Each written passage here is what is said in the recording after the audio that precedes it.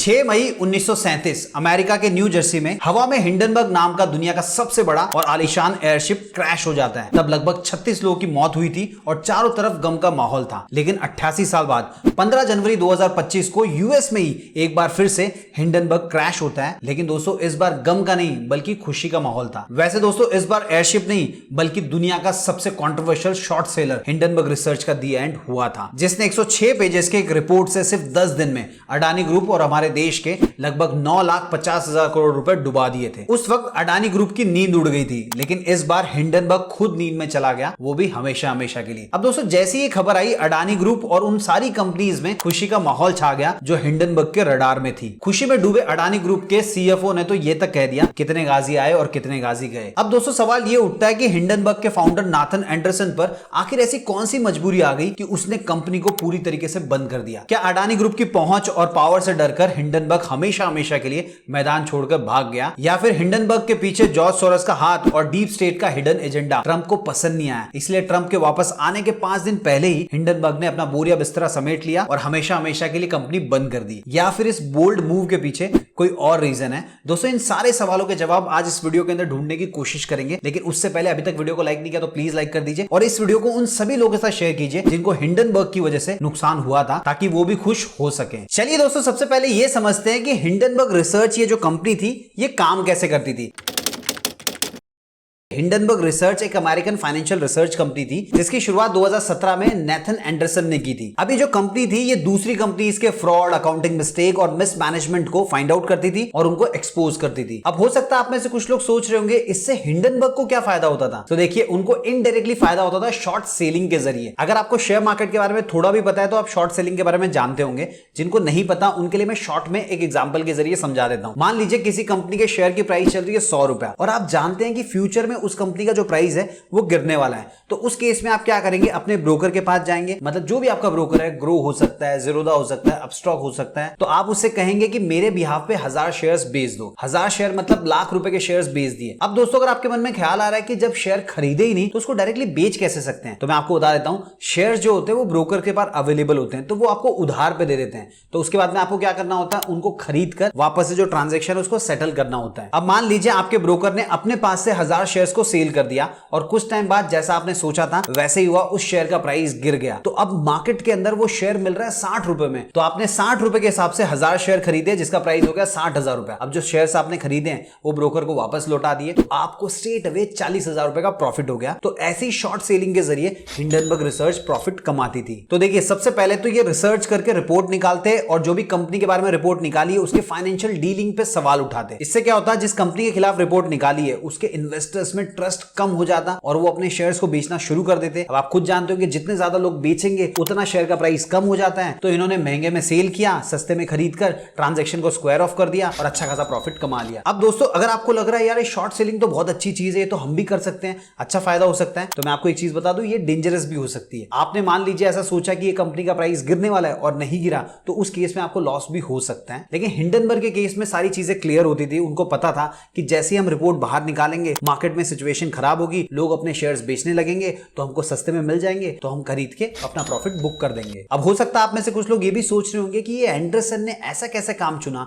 सो देखिए हिंडनबर्ग को शुरू करने से पहले जो एंडरसन थे वो फाइनेंशियल एनालिस्ट और कंसल्टेंट के तौर पे काम किया करते थे, मगर शॉर्ट सेलिंग से ज्यादा इंटरेस्ट इसलिए भी था क्योंकि देखिए एक तो वो जो कॉर्पोरेट फ्रॉड चल रहे हैं, मिसमैनेजमेंट चल रहे हैं, उसका पर्दाफाश कर सकते थे, और दूसरी तरफ वो शॉर्ट सेलिंग जो कि मैंने आपको भी एक्सप्लेन किया उससे अच्छा खासा पैसा भी कमा सकते थे। अब अगर आपको ये लग रहा है कि अच्छा वो बंद हो गई नहीं तो किसी और कंपनी के पीछे पड़ जाती, तो मैं आपको एक चीज बता देता हूं हिंडनबर्ग अकेली ऐसी कंपनी नहीं है। इस पर्टिकुलर फील्ड में और भी कई सारे प्लेयर्स है, जैसे सिट्रॉन रिसर्च है, मडी वाटर्स रिसर्च है, इसके अलावा ग्लोकस रिसर्च है और भी कई सारी ऐसी कंपनीज है। चलिए अब समझने की कोशिश करते हैं कि ये जितनी भी कंपनीज होती है इनका वर्किंग मॉडल किस तरीके से काम करता है। तो हम एग्जांपल के लिए हिंडनबर्ग का ही नाम लेंगे। तो देखिए सबसे पहले हिंडनबर्ग की जो रिसर्च टीम होती है वो पब्लिक रिकॉर्ड, फाइनेंशियल स्टेटमेंट और दूसरे जो रेलेवेंट डॉक्यूमेंट्स होती है उनको कलेक्ट करती है। इसके बाद में जो इनकी टीम होती है वो सारे डेटा को अच्छे से एनालाइज करती है ताकि ये कुछ गड़बड़ फाइंड आउट कर सके अकाउंटिंग के अंदर या किसी भी और चीज में। और जैसे ही उनको पोटेंशियल फ्रॉड आइडेंटिफाई हो जाता है उसके बाद में ये उस कंपनी के पीछे लग जाते हैं। फिर बाल की खाल निकालने के लिए ये क्या करते हैं, इंडस्ट्री के जो एक्सपर्ट्स होते हैं उनसे बात करते हैं।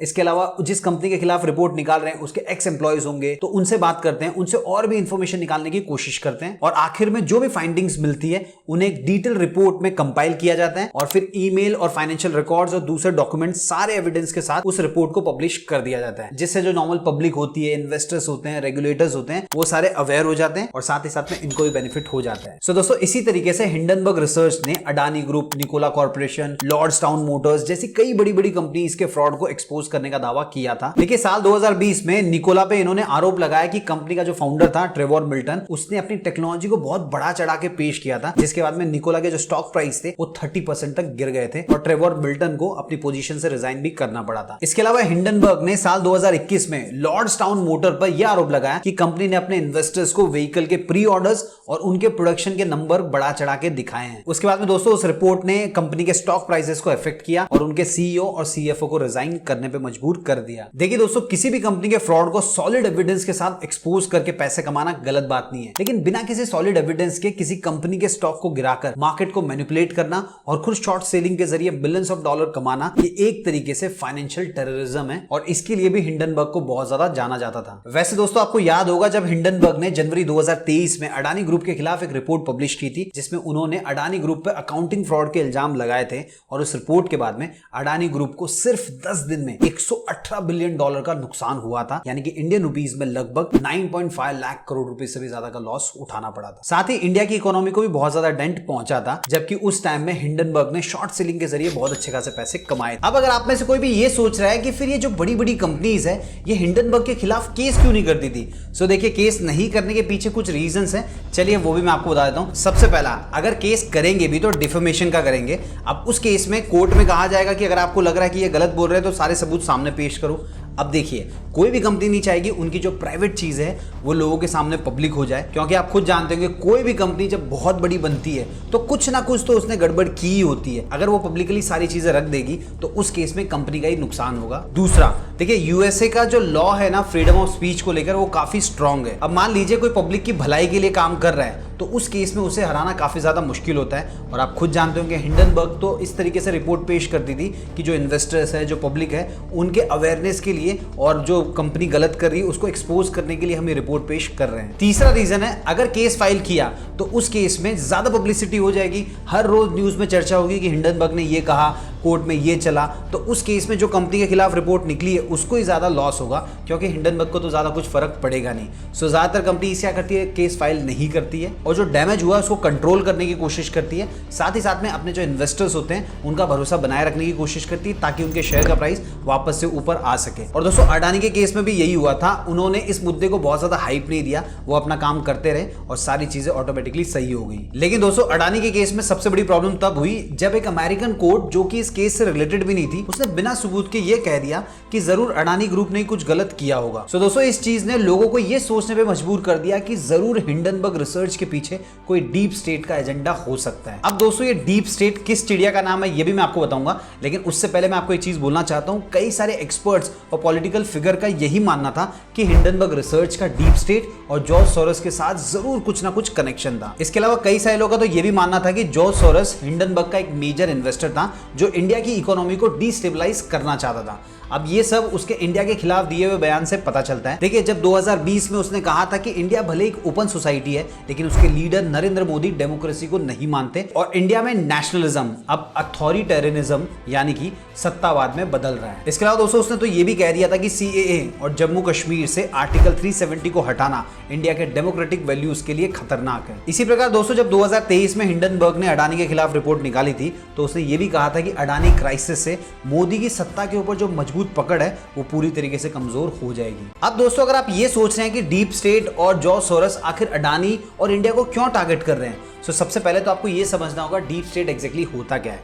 देखिए सिंपल वर्ड्स में अगर मैं कहूं तो अमेरिकन डीप स्टेट ऐसी सीक्रेट ऑर्गेनाइजेशंस होती है जो वेस्टर्न इंटरेस्ट को फुलफिल करने के लिए काम करती है। ये ऑर्गेनाइजेशंस इंडिया की इकोनॉमी और डेमोक्रेसी को डिस्टेबलाइज करना चाहती है, जिसके लिए ये कई एनजीओज और फॉरेन एंटिटीज के साथ मिलकर देश के खिलाफ काफी चीजें कर चुकी है। अब यहाँ सवाल ये भी उठता है कि डीप स्टेट और जॉर्ज सोरोस इंडिया को डिस्टेबलाइज क्यों करने पे तुले हुए हैं। देखिए इसके पीछे का रीजन ये है कि इंडिया की जो इकोनॉमी वो तेजी से बढ़ती जा रही है और जिस स्पीड से ये बढ़ रही है हो सकता है आने वाले कुछ टाइम में इंडिया सुपर पावर बन जाए। इसके अलावा दोस्तों इंडिया की जो फॉरेन पॉलिसीज है अब वो इंडिया को वर्ल्ड फोरम में एक स्ट्रॉन्ग पोजीशन पे दिखाती है। साथ ही आज इंडिया ऐसे कई सारे फील्ड है जिसमें बहुत ही तेजी से तरक्की कर रहा है और दोस्तों देश के इस प्रोग्रेस के क्रेडिट का कुछ हिस्सा मेरे और आपके साथ अडानी ग्रुप को भी जाता है। देखिए मैं ये नहीं कह रहा हूं कि अडानी ग्रुप गलत नहीं हो सकता, लेकिन फिर भी अडानी ग्रुप ने इंडिया को उन एरियाज में काफी स्ट्रॉन्ग पोजीशन दिलाई है जहां कभी वेस्टर्न और चाइनीज कंपनीज की मोनोपोली हुआ करती थी। जैसे दोस्तों अगर मैं आपको कुछ एग्जांपल के तौर पे बताऊं तो थर्मल पावर के सेक्टर में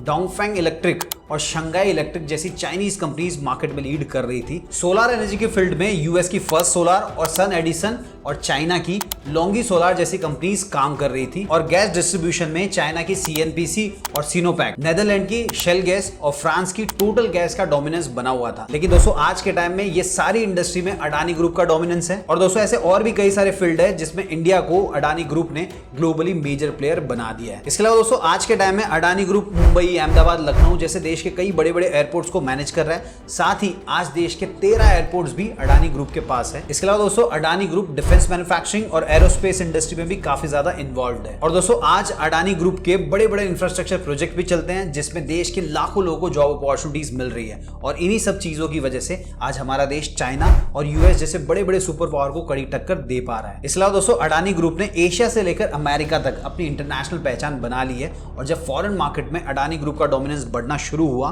तब अडानी ग्रुप को खत्म करना डीप स्टेट की मजबूरी बन गया। और दोस्तों इसीलिए डीप स्टेट ने जॉर्ज सोरोस के साथ मिलकर अडानी और इंडिया के बढ़ते इन्फ्लुएंस को खत्म करने का सोचा और इसके लिए उन्होंने हिंडनबर्ग रिसर्च को एक मोहरा बनाया जिसे यूज करके इंडिया की इकोनॉमी को डिस्टेबलाइज करने की कोशिश की गई। लेकिन दोस्तों सबसे मेन सवाल का जवाब तो अब तक नहीं मिला कि हिंडनबर्ग ने अपने ऑपरेशंस को अचानक बंद क्यों कर दिया। देखिए हिंडनबर्ग ने ऐसा इसलिए किया क्योंकि इसके पीछे कुछ कॉम्प्लेक्स रीजंस थे।